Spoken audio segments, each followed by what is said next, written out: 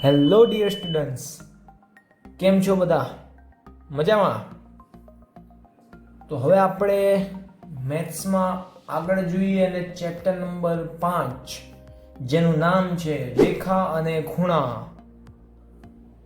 ભણવાના છે આપણે. હવે ચેપ્ટર એકદમ ભોપું જેવું છે ચેપ્ટર. સાવ ઇઝી. આકૃતિ જો અને ગણિત શીખતા જાઓ. બહુ ઇઝી છે વિદ્યાર્થી મિત્રો, બહુ. તમને ધોરણ 6 માં રેખા અને ખૂણા વિશે તમારા જે તે શિક્ષકોએ શીખવાડ્યું છે. હવે આપણે તેનું પેલા રિવિઝન થોડું જોઈ લઈએ. તમે આટલા લાંબા સમયથી ભૂલી જ ગયા છો, તો પહેલા આપણે થોડું રિકોલ કરી દઈએ કે જે આપણે ધોરણ 6 માં ઓલરેડી શીખી ગયા છે તે. તો તમને રેખા અને ખૂણાઓ પહેલા રેખાખંડ અને કિરણ એના વિશે તો ખ્યાલ હશે. કોણ? રેખા, પછી કિરણ અને રેખાખંડ. આ ત્રણ વચ્ચેનો તફાવત તમને આવડે જ છે. રેખાને તમે કેવા સિમ્બોલથી દર્શાવતા? તો આવા સિમ્બોલથી. એક લાઈન કરો ને બંને બાજુ તીર કરો એટલે આ રેખા બનતું. કિરણ એટલે એક બાજુથી ચાલુ થાય બીજી બાજુ તીર આવતું. અને રેખાખંડ એટલે આ રીતે તમે દોરતા હતા. તો જો રેખાને એક અંત્ય બિંદુ હોતા નથી. રેખાને અંત્ય બિંદુ હોતા નથી. કિરણને કેટલા અંત્ય બિંદુ હોય છે? એક જ બિંદુ છે ને, તો કિરણને એક અંત્ય બિંદુ હોય અને રેખાખંડને 2 અંત્ય બિંદુ હોય. આ તો તમને બધાને ખબર જ છે. પછી તમને એ પણ ખબર છે રેખા, કિરણ અને રેખાખંડમાંથી મોટું કોણ? સૌથી મોટું કોણ છે મોટું? કોને આવડે? ફટાફટ કોમેન્ટ કરો. રેખા, કિરણ અને રેખાખંડમાંથી સૌથી મોટું કોણ? સરસ. શું આવે? રેખા. સૌથી મોટી છે રેખા, એટલે સૌથી મોટી છે ને એટલે આપણે એને જો અહીંયા ગ્રેટર ધેન વડે કરીએ. પછી એનાથી નાનું કોણ છે? તો કે ભાઈ કિરણ. અને સૌથી નાનું રેખાખંડ. ઓકે, એટલે સૌથી મોટી રેખા, પછી કિરણ અને સૌથી નાનું રેખાખંડ. કારણ કે રેખાખંડ છે ને વિદ્યાર્થી મિત્રો, એ રેખાનો એક નાનો મોટો ભાગ છે. શું છે? રેખાનો એક નાનો મોટો ભાગ.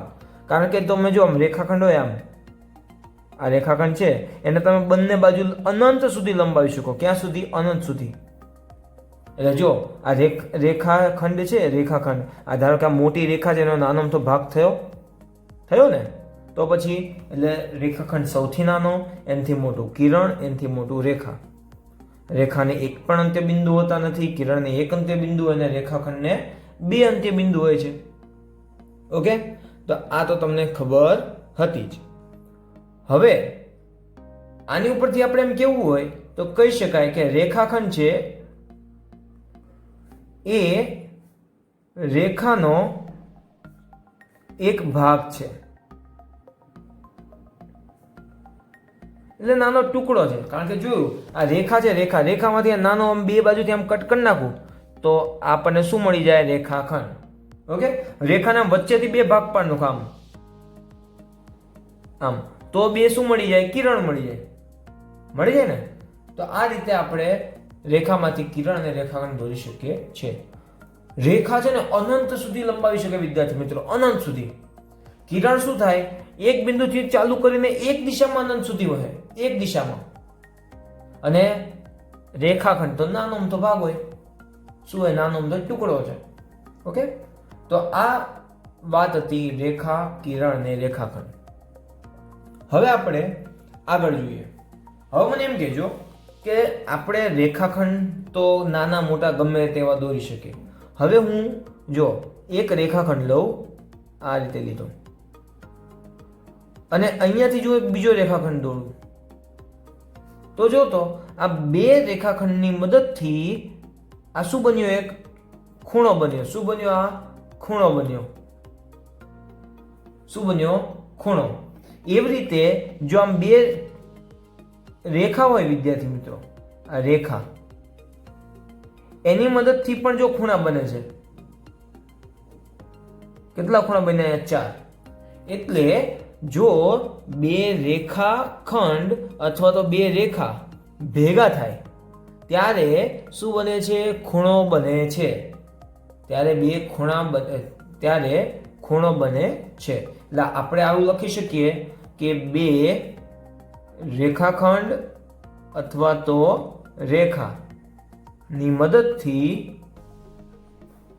અથવા તો ચાલે કે રેખા અથવા રેખાખંડ ભેગા થઈ શું બને? ખૂણો બનાવે છે. ચલો ઓકે, એટલે ખૂણો બની ગયો. તો હવે આપણે ખૂણાની વાત જોઈએ. ખૂણો એટલે શું? કે ભાઈ બે રેખાખંડ અથવા તો રેખા ભેગા થાય એટલે જે ભાગ બને એ શું કહેવાય? ખૂણો. ઇંગ્લિશમાં એને કહેવાય એંગલ. શું કહેવાય? એંગલ. ઓકે, તો હવે આપણે ખૂણાના પ્રકાર તો બહુ બધા તમે શીખી ગયા છો. કેટલા શીખ્યા છો? 3. મેન ખૂણાના પ્રકાર કેટલા છે? મુખ્ય પ્રકાર તો કે ભાઈ 3. એક છે લઘુકોણ. શું કહેવાય? લઘુકોણ. એક છે કાટકોણ, એક છે ગુરુકોણ. હવે આના વિશે તો મારે કઈ વધારે તમને સમજાવવાની જરૂર છે નહીં. જે ખૂણાનું માપ 90 કરતા ઓછું હોય, કેટલું હોય? ખૂણાનું માપ 90 કરતા, પણ 90 ના બોલાય, એને શું બોલાય? 90 અંશ. આ ભૂલ થવી જોઈએ નહીં. આ જ આપણે શીખવાનું છે. 90 એટલે શું વિદ્યાર્થી મિત્રો?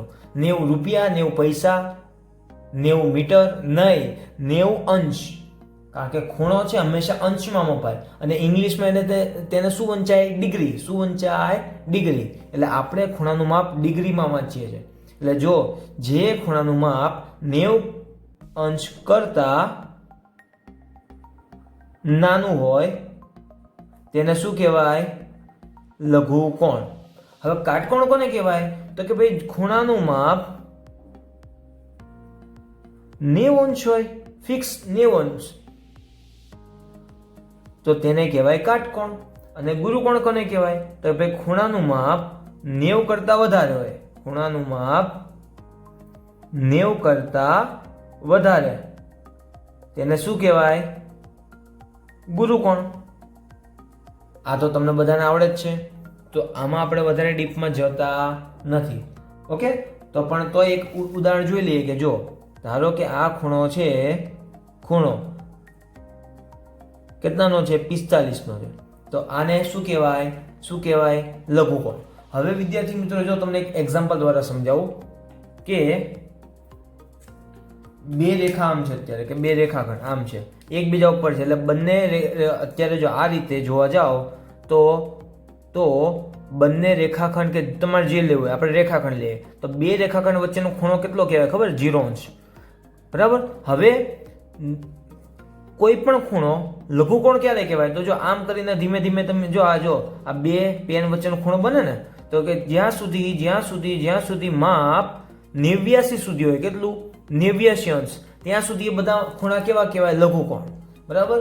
જેવું ખૂણાનું માપ 90 અંશ થઈ ગયું, પરફેક્ટ 90 જા, તો આને શું કહેવાય? કાટકોણ. અને 90 કરતા જેમ વધી ગયું એને શું કહેવાય? ગુરુકોણ. શું કહેવાય? ગુરુકોણ. ઓકે, એટલે તમે આ રીતે જોવા જાઓ કે અત્યારે જો આમ બે રેખાખંડ છે, આ તો હવે અત્યારે ખૂણો 0 છે, પછી જ્યાં સુધી આમ તમે આમ જાઓ જ્યાં સુધી 89 થાય, 89 ત્યાં સુધીના ખૂણાને બધાને શું કહેવાય? લઘુકોણ. પછી જેવું 90 થઈ ગયું તો એ ખૂણો કેટલો કહેવાય? કાટકોણ. પછી 90 કરતા તમે વધતા જાઓ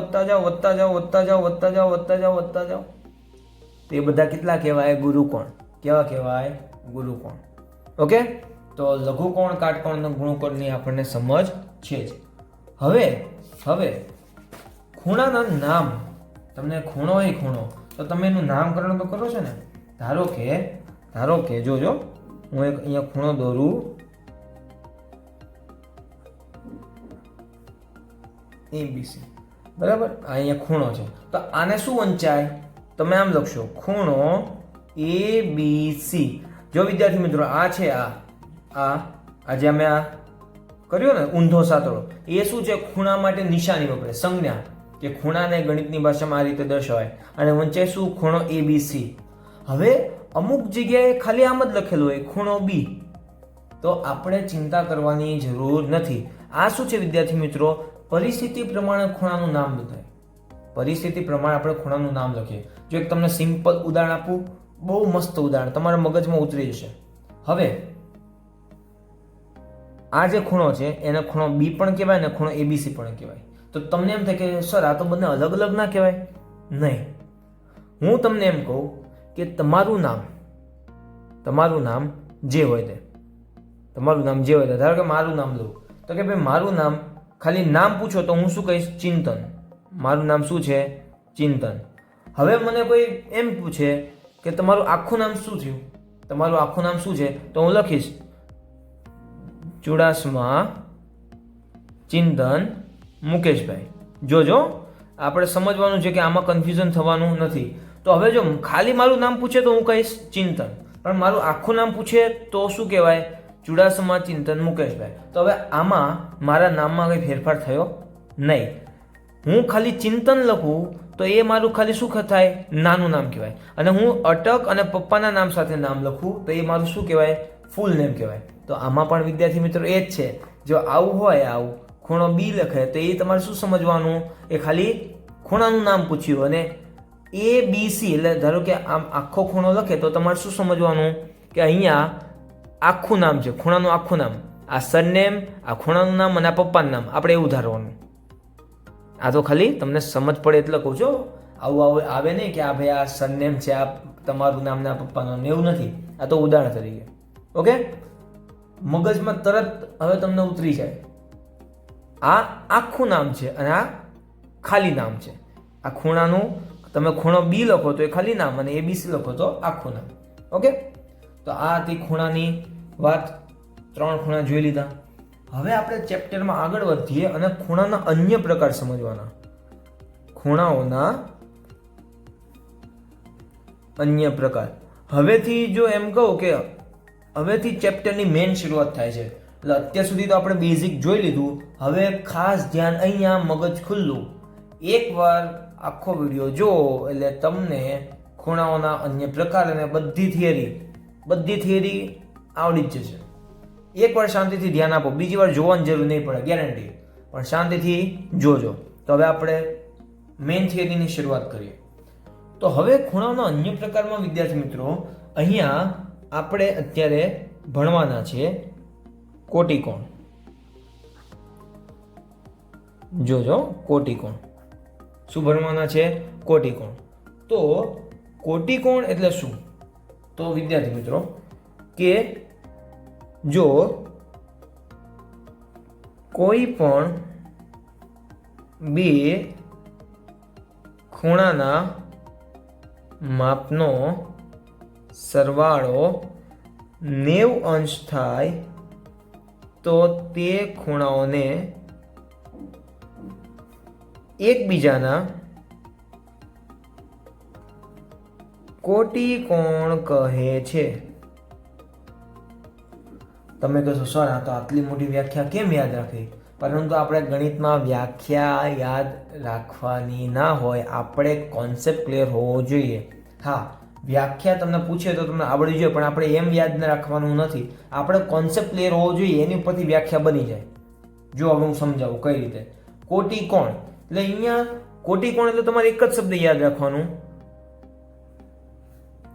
બે ખૂણા. ચાલો એ જવા દો કે બે ખૂણા નો સરવાળો 90 થવો જોઈએ. બે ખૂણાનો સરવાળો 90 એટલે શું? 90 અંશ થવો જોઈએ. તમે કહેશો સર હજી ખબર પડી નહીં. કશો વાંધો નહીં, આપણે ઉદાહરણ જોઈએ. એટલે કે જો હું એક ખૂણો લઉં 50 અંશનો અને બીજો ખૂણો લઉં 40 અંશનો. હવે આ હું બંનેનો સરવાળો કરું. આ છે ખૂણો 1, આ છે ખૂણો 2. હવે હું આ બંનેનો સરવાળો કરું તો કે ભાઈ 40 અંશ વત્તા 50 અંશ બરાબર 90 અંશ. તો જો અહીંયા આ બે ખૂણાનો સરવાળો બરાબર 90 અંશ થયો. તો આ ખૂણો 1 અને ખૂણો 2 બંનેને એકબીજાના કોટી કોણ કહેવાય.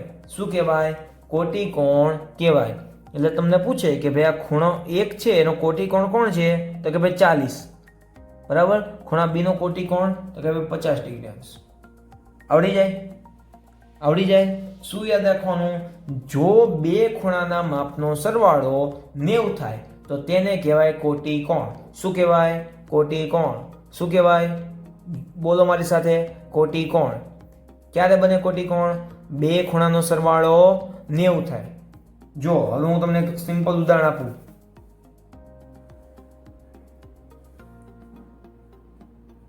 આ છે 45 અંશ.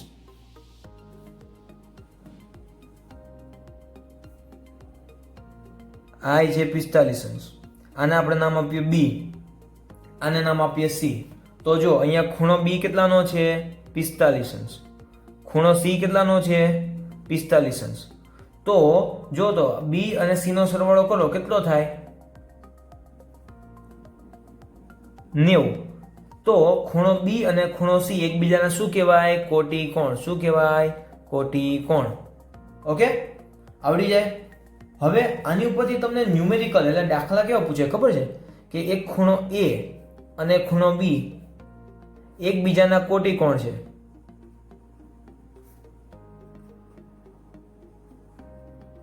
ઓકે, અને ખૂણા એ નું માપ 60 અંશ છે. તો બી ખૂણો બી નું માપ કેટલું? તો શું કરશું હવે?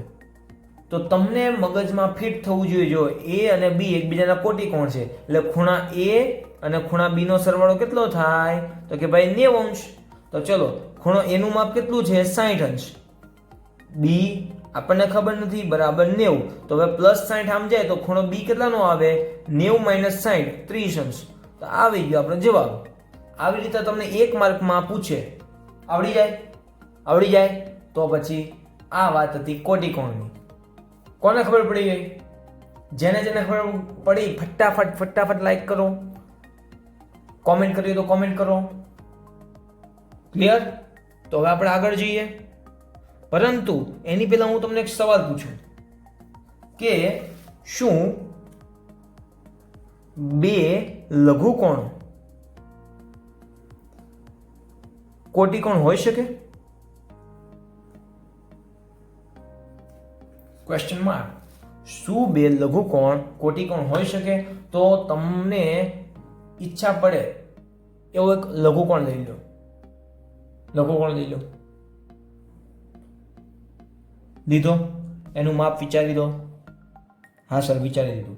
તો હવે એ લઘુકોણનો કોટી કોણ કેટલો થાય? તો શું કરવાનું? એને તમે જે માપ લીધું એને 90 માંથી બાદ કરો. જે જવાબ આવે એ તમારો કોટી કોણ. એ તમારો કોટી કોણ. તો અહીંયા જવાબમાં આપણે લખી શકીએ હા, બે લઘુકોણ કોટી કોણ હોઈ શકે. શું હોય? કોટી કોણ હોઈ શકે. આવડે? આવડે? તો જો કઈ રીતે? ધારો કે હું એક માપ લઉં 60. આ તો લીધું છે, આપણે બીજું લઈએ. એક માપ લઉં ધારો કે 20 બરાબર, બીજો લઉં 70. તો આ બે એકબીજાના કોટી કોણ કહેવાય? તો કે હા, કારણ કે 20 વત્તા 70 કેટલા થાય? 90. તો આવી રીતે તમને પૂછે કે શું બે લઘુકોણ કોટી કોણ હોઈ શકે? હોઈ શકે. બરાબર? હા, હોઈ શકે. જરૂરી નથી કે દર વખતે હોય, પણ હોઈ શકે. હોઈ શકે. ક્લિયર? તો હવે આપણે આગળનો પ્રકાર ભણીએ. હવે આપણે પૂરક કોણ વિશે ભણીએ. પૂરક કોણ.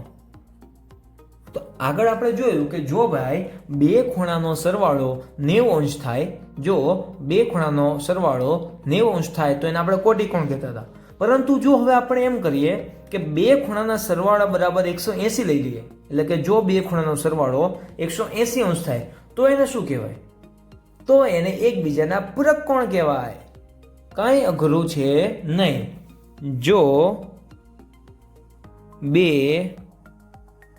ખૂણાના માપનો સરવાળો 180 અંશ થાય તો તેમને પૂરક કોણ કહેવાય. કંઈ અઘરું નથી. ફરીથી તમારે કોઈ પણ બે ખૂણાનો સરવાળો કરવાનો. જો સરવાળો 180 અંશ થાય તો તેને શું કહેવાય? એકબીજાના પૂરક કોણ કહેવાય. શું કહેવાય? એકબીજાના પૂરક કોણ કહેવાય. અમુક કે છે સર થિયરી નહીં ખબર પડતી, તમે અમને ઉદાહરણ આપીને સમજાવો. તો કશો વાંધો નહીં, આપણે ઉદાહરણ આપીએ. હું એક માપ લઉં. શું માપ લઉં? કયું માપ લઈએ? તો આપણે એક માપ લઈએ. ધારો કે 100 અંશ. ખૂણો એ બરાબર 100 અંશ અને ખૂણો બી બરાબર હું લઉં 80 અંશ. તો હવે ખૂણો એ અને બી નો સરવાળો જો તો કેટલો થાય? 100 + 80 બરાબર 180. શું વાત છે? તો જો અહીંયા આ એ અને બી નો સરવાળો 180 અંશ થયો તો આ બંનેને કેવા કહેવાય? પૂરક કોણ કહેવાય. શું કહેવાય? પૂરક કોણ કહેવાય. એનો મતલબ એમ કે ખૂણા એ નો પૂરક કોણ ખૂણો બી અને ખૂણા બી નો પૂરક કોણ ખૂણો એ. આ રીતે લખાય. ઓકે, આ રીતે લખાય. અથવા તો જો આમ છે, આપણે લઈ લઈએ 100 ડિગ્રી, આ લઈ લઈએ ધારો કે 80 ડિગ્રી, બરાબર. તો આ ખૂણો એ અને ખૂણો બી, તો આ બંને એકબીજાના પૂરક કોણ કહેવાય. પછી આપણે એમ લઉં, એક ઉદાહરણ આમ લઉં.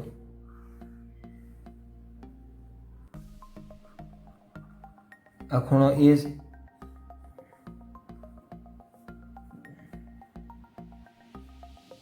તો હવે આ કિસ્સામાં આ કિસ્સો 1 અને કિસ્સો 2.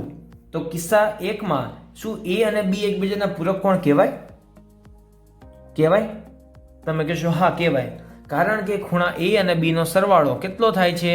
180 થાય છે. હવે આ કિસ્સો 2 જો, બીજો કેસ જો, એમાં એ અને બી એકબીજાના પૂરક કોણ કહેવાય? નહીં, કારણ કે એ અને બી નો સરવાળો કેટલો થાય? 100 + 90. 180 નહીં પણ 190 થાય. એટલે એ અને બી ને આ કિસ્સામાં પૂરક કોણ કહેવાય નહીં અને અહીંયા એકબીજાના પૂરક કોણ કહેવાય. અહીંયા 180 ની જગ્યાએ 181 પણ થાય ને તો પણ એના પૂરક કોણ કહેવાય નહીં. ફીટ એટલે ફીટ 180 નું માપ હોવું જોઈએ. ઓકે, તો પૂરક કોણ વિશે તમને ખબર પડી બધાને? મને લાગે છે ખબર પડી ગઈ. આપણે એક જ વસ્તુ યાદ રાખવાની કે જો બે ખૂણાનો સરવાળો 180 અંશ થાય તો તેને પૂરક કોણ કહેવાય. શું કહેવાય? પૂરક કોણ. તો અહીંયા હું તમને એમ કહું કે ખૂણો x અને ખૂણો y બંને એકબીજાના પૂરક કોણ છે. શું છે? પૂરક કોણ છે. ખૂણા y નું માપ આપણે એમ લઈએ કે 135 અંશ છે. તો ખૂણો x બરાબર કેટલા? તો હવે તમે લોકો કહેશો સર આમાં શું કરવું? તો તમારું ધ્યાન અહીંયા જવું જોઈએ કે ખૂણો x અને ખૂણો y શું છે? પૂરક કોણ છે. તો x અને y જો પૂરક કોણ હોય તો બંનેના માપનો સરવાળો કેટલો થાય?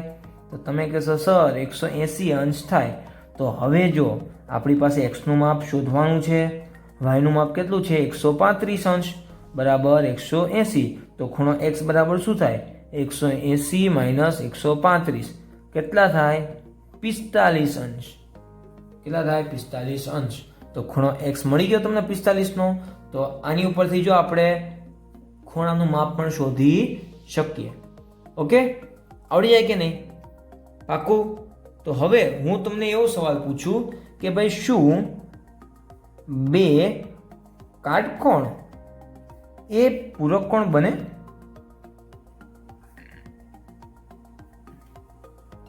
તો તમે એમ કહેશો કાટકોણ એટલે 90 નું માપ. કાટકોણ એટલે શું? 90 નું માપ. તો બે કાટકોણ એટલે 90 + 90. તમે કહેશો એક કાટકોણનું માપ 90, બીજાનું 90, તો 90 + 90 180. અરે વાહ, આ તો બની ગયો. તો કે ભાઈ શું બે કાટકોણ એ પૂરક કોણ બને? તો કે ભાઈ હા બને. તો આવી રીતે તમને કોઈ પણ સવાલ પૂછે તો તમને આવડવું જોઈએ. તમારે કિંમત મૂકીને જવાબ શોધવાનો. બહુ ઈઝી છે. હવે હું તમને એમ પૂછું કે શું બે ગુરુકોણ એ પૂરક કોણ બને? વિચારજો, બે ગુરુકોણ. તો ચલો કોઈ પણ બે ગુરુકોણના માપ લઈ લો, કોઈ પણ બે ગુરુકોણના. ગુરુકોણ એટલે શું? 90 કરતા વધારે માપ હોવું જોઈએ. ચલો હું અહીંયા 91 લઉં, મારે ઈચ્છા થઈ 91 લેવાની, એક ગુરુકોણ 91 નો લીધો. હવે બીજો લઉં હું 105 ડિગ્રી. ઇંગ્લિશમાં 105 ડિગ્રી બોલે, બરાબર? કારણ કે મને ડિગ્રી બોલવાની ટેવ છે. ઓકે, કારણ કે ઇંગ્લિશ સબ્જેક્ટમાં લઉં એટલે મને અંશને ડિગ્રી બોલવાની ટેવ છે, પણ હું ટ્રાય કરીશ કે આપણે અંશ બોલશું. ઓકે, તો ચલો આ બે ગુરુકોણ છે. તમે કહેશો હા સર છે. હવે બંનેનો સરવાળો કરો, 91 + 105 અંશ, તો કેટલા થાય? તો તમે કહેશો સર 196 અંશ થાય. તો જો તો અહીંયા આ બેનો સરવાળો 180 નથી, 196 છે. તો શું બે ગુરુકોણ પૂરક કોણ બને? ના, નહીં બને. કારણ કે બે ગુરુકોણનો સરવાળો કરો તો હંમેશા જવાબ 180 કરતા વધી જ જાય. બે ગુરુકોણનો સરવાળો 180 કરતા વધી જ જાય, એટલે બે ગુરુકોણ પૂરક કોણ બને નહીં. તો હવે કોઈ કેમ કહેશે સર તો શું બે લઘુકોણ પૂરક કોણ બને? થયો આવો સવાલ કોઈને કે બે ગુરુકોણ જો પૂરક કોણ ના બને તો શું બે લઘુકોણ બને? તો કઈ વાંધો નહીં, કોઈ પણ કિંમત ધારી લો. હું અહીંયા લઉં કે ધારો કે લઉં 37 અંશ, અને બીજો એક પૂરક કોણ લઉં ધારો કે 80 અંશ. તો આ બંને લઘુકોણ છે. તમે કહેશો હા. તો હવે આનો બેનો સરવાળો કરો તો, કારણ કે પૂરક કોણ કરવો હોય તો બેનો સરવાળો કેટલો થવો જોઈએ? 180. તો આ બેનો સરવાળો કરો તો 37 + 80 તો કેટલા થાય? 117 ડિગ્રી. તો અહીંયા તો ખાલી સરવાળો 117 થયો. આપણે તો પૂરક કોણ માટે સરવાળો કેટલો હોવો જોઈએ? 180. તો આ જો સરવાળો 180 કરતા નાનો છે, તો આનો મતલબ પણ એમ થયો કે બે લઘુકોણ છે એ કોઈ દિવસ પૂરક કોણ બને નહીં. બે લઘુકોણ કોઈ દિવસ પૂરક કોણ બને નહીં. ક્લિયર? તો અહીંયા આપણે આજે જોયું કોટિકોણ અને પૂરક કોણ કોને કહેવાય. ઓકે, તો નેક્સ્ટ વિડીયોમાં આપણે ખૂણાઓના નવા પ્રકાર સાથે પાછા ભેગા થશું. ત્યાં સુધી મળીએ નેક્સ્ટ ટાઈમ.